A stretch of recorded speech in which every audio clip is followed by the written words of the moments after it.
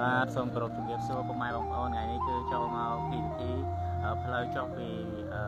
ស្ពានអ្នកលឿងមកក៏ជួបលោកយាយគាត់លក់ជាមួយនឹងម្ដេចហើយម្ដេចនេះគាត់ទិញពីផ្សារមកគាត់យកមកធ្វើខ្លួនឯងអញ្ចឹងណាលក់មួយថ្ងៃបាន20000ចំណេញបានប្រហែលជា10000អីហ្នឹងបើលក់អស់តែបើលក់អត់ទេសល់ទៅហាត់ទៅតាមហ្នឹងទៅហើយសម្ភារនេះមិនបានសួរលោកយាយហើយថាសួរលោកយាយថាសិតបានអាចផ្ដល់បទសម្ភារបានអត់ទី1ហ្នឹងទី2ទីសម្ភារទៅហើយកូនចៅគាត់ថាអីលោកយាយជាកូនអ្នកមានឬក៏ម្ដាយខ្ញុំមានទេមិនបានយកទៅខុសធ្វើអាជីវកម្មពួកខ្ញុំខ្លាចតែកន្លែងហ្នឹងតាមពិតមិនយកមកធ្វើអាជីវកម្មអីទៀតក៏សួរលោកយាយនៅជីវប្រវត្តិរបស់គាត់ទៅគាត់ថាគាត់កំសត់មើលថែកូនចៅអញ្ចឹងណាហើយឥឡូវហ្នឹងរលុយពិបាកអីចឹងទៅហើយចំចៅទី3នៅផ្ទះអញ្ចឹងណាហើយខ្ញុំក៏អត់ទាន់ដឹងថាជីវភាពគាត់យ៉ាងម៉េចគាត់ប្រកបដែរតែអ្វីដែលគាត់និយាយនៅក្នុងមុននេះជិតហ្នឹងក៏យើងអត់មានបានប្រកាសខំអីដែរនេះបើខ្ញុំចេញពីវីដេអូដើម្បីសួរសុខទុក្ខលោកយាយចឹងទៅហើយលោកយាយ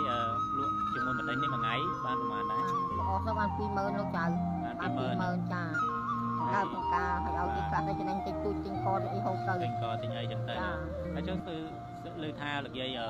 ចុះបេះឈូកបេះអីជ្រៅមិនទៀតចានិយាយប្រវត្តិម៉ែមុននឹងដាក់ដាំលក់អាហ្នឹងខ្ញុំចង់ណាកូនម៉ែដើរដកឲ្យឈូកលិចក្បាលបានមួយថ្ងៃ10000 20000យកមកទិញកឲ្យកូនហូបបានខ្ញុំធាត់ម៉ែកំសត់ណាបើឃើញមិនកូនឯងដឹងម៉ែចង់និយាយទៅបាទកំសត់ពេកដល់កំសត់ហ្នឹងវាហើយពេលចុះជ្រៅអញ្ចឹងទៅត្រឹមកអីទៅចេះចុះដែរចាចំណាជ្រៅពេកចូលទៅកូនកណារាក់ទៅមកទៅតែឯងតាមអ្នកឯងហ្នឹងអានោះដកតើឲ្យឈូកឬក៏បេះឈូកបេះផ្លែបេះអីឲ្យឈូកមិនបេះទេដកឲ្យឈូកជ្រៅណាជ្រៅនៅកងចរាមុតដកក៏មានដែរជំមានបលាមានអីចឹងឬក៏អីអត់ទេវាលេងនិយាយកូនបាច់រឿងបលាក្នុងទឹកបាច់និយាយទេលេងមានឲ្យតបានកូនហូបបាទហើយចិញ្ចឹមចៅម៉ាអ្នកលោកយាយចាំ3នាក់រាល់ថ្ងៃចៅ3នាក់យើងធ្វើមុខរបរហ្នឹងចឹងទៅនេះចាអានេះចឹងទៅ2000នេះចឹងទៅហើយមួយកដងហ្នឹងលក់ទៅបាន20000ចឹងទៅហើយខ្ញុំឃើញចឹងទៅក៏ខ្ញុំជូនលោកយាយបាន50000នេះបាន50000នេះអាហ្នឹងជាទឹកចិត្តរបស់ខ្លួនឯងទេហើយនៅតែនិយាយក្នុងវីដេអូហ្នឹងថា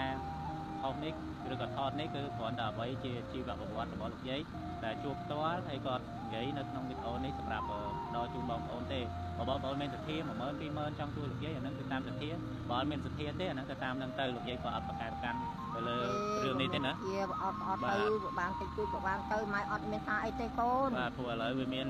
អត់ថាអីទេនិយាយនេះវាមានជួនកាលទៅអ្នកខ្លះទៅគាត់ធ្វើវីដេអូទៅគាត់បានលុយពីសម្រាប់ជនគាត់យកខ្លួនឯងហើយមួយទៀតទៅយើងធ្វើចឹងទៅថតចំទៅម្ដាយរបស់គេអីទៅ